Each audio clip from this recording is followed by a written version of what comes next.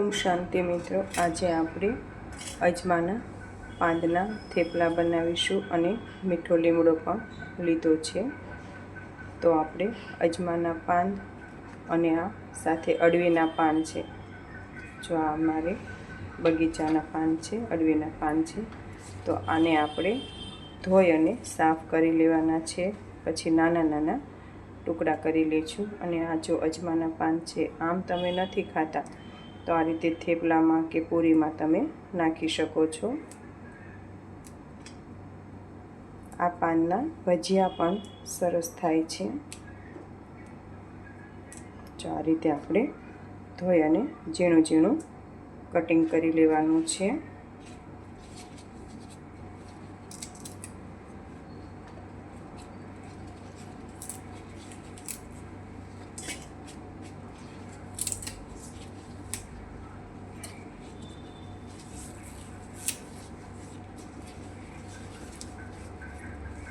અને આપણે ઝીણું ઝીણું કટિંગ કરી લઈશું.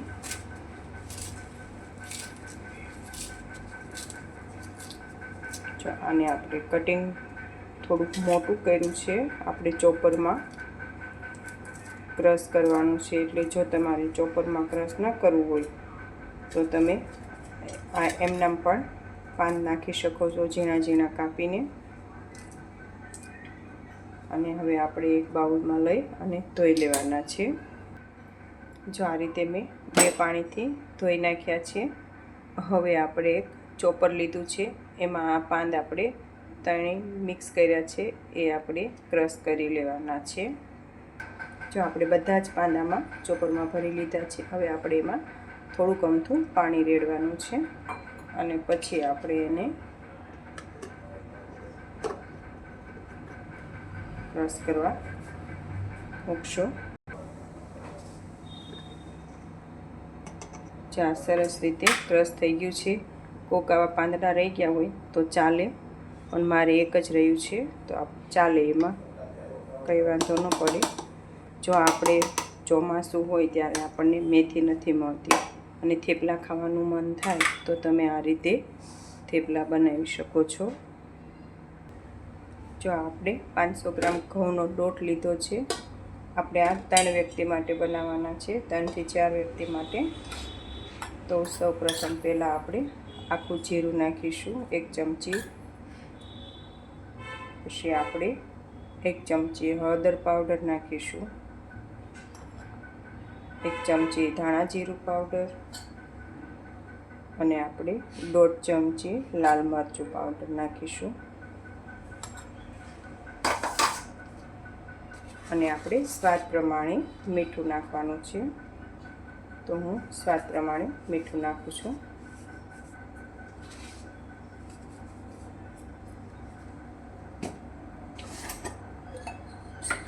હવે આપણે આમાં 1.5 પાવડું તેલ નાખવાનું છે.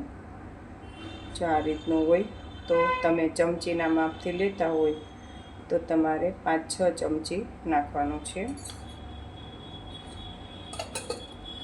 હવે આપણે જે આ ગ્રેવી કરી હતી એ એમાં નાખતું જઈશું અને લોટ બાંધતા જઈશું. જો આપણે બધી એકસાથે નથી નાખવાની. જો આ રીતે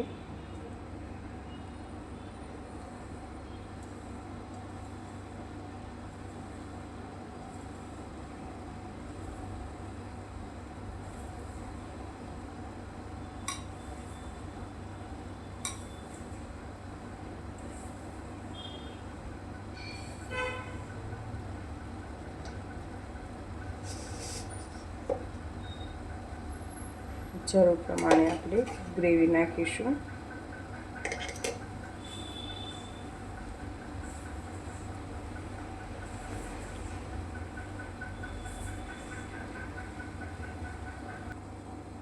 જો આપણે એમાં બધી ગ્રેવી નાખી દીધી છે અને હવે જરૂર પડે તો આપણે એમાં પાણીનો ઉપયોગ કરવાનો છે.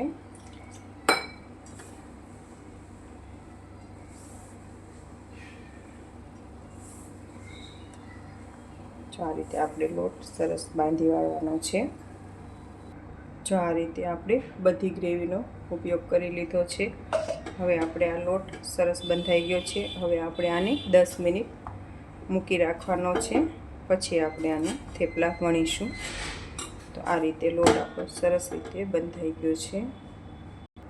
જો 10 મિનિટ થઈ ગઈ છે. હવે આપણે આને તેલવાળો કરી લેવાનો છે. તો આપણે થોડું અમથું તેલ નાખીશું અને તેલવાળો લોટ આપણે કરી લઈશું.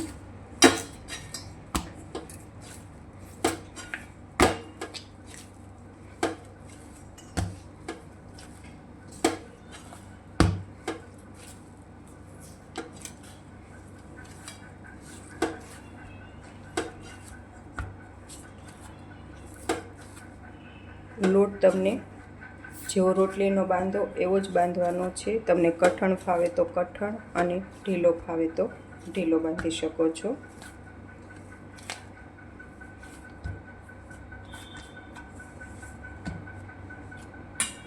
જો આ રીતે આપણો લોટ સરસ બંધાઈ ગયો છે. ચાલો હવે આપણે આના થેપલા બનાવીશું.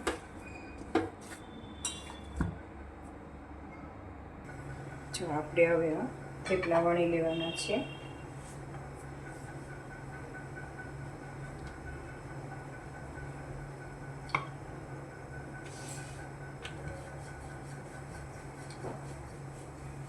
થેપલા તમે તમારી ચોઈસ પ્રમાણે વણી શકો છો, નાના મોટા. વણાઈ ગયું છે અને આપણે આને હવે શેકી લેવાનું છે. ઘીમાં શેકવાનું છે.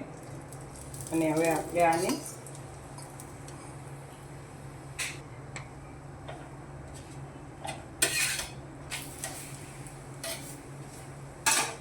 જો હું આને ઘીમાં તળું છું.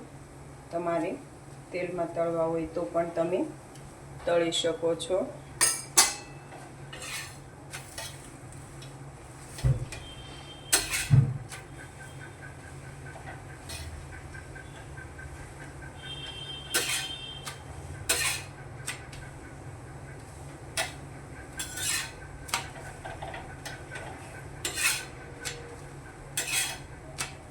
જો આ રીતે આપણે બધા થેપલા તૈયાર કરી લેવાના છે.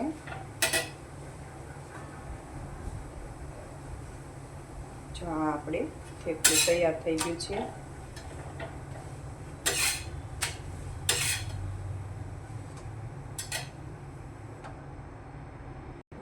જો આ આપણે અજમાના પાનના થેપલા તૈયાર થઈ ગયા છે. તો તમે પણ આવી જ રીતે અજમાના પાનના થેપલા બનાવજો. જો બાળકો આવી રીતે પાન કે એવું ન ખાતા હોય, પાતરા ન ખાતા હોય, તો તમે આવી રીતે મિક્સ કરી અને ક્રશ કરી થેપલા બનાવી શકો છો. ઓમ શાંતિ મિત્રો.